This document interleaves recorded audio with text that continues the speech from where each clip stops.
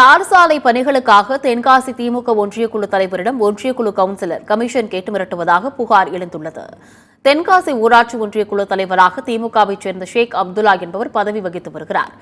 இவரிடம் தார் சாலை பணிகளுக்காக 3 வார்டு கவுன்சிலர் அழகு சுந்தரம் என்பவர் பணம் கேட்டு மிரட்டுவதாக கூறப்படுகிறது. தன் மீதுள்ள அரசியல் காழ்ப்புணர்ச்சி காரணமாக இந்த வீடியோ பரப்பப்பட்டு வருவதாக அழகு சுந்தரம் விளக்கம் அளித்துள்ளார்.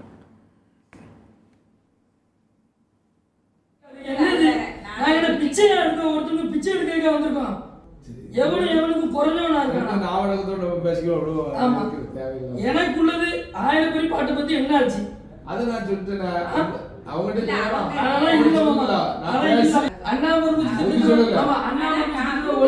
ஒரே ஆளுதான் இந்த அக்காவுக்கு மட்டும்தான். அன்னைக்கு நாங்க எழுத்து டெண்டர் போட்ட போய் மட்டும்தான் எங்களுக்கு கிடைச்சது. என் குத்துக்குள்ள கூட நான் எழுத்து டெண்டர் போட எனக்கு இன்னும் வரல. 2,60,000 ரூபாய் போதுன்னு விட்டுட்டேன்.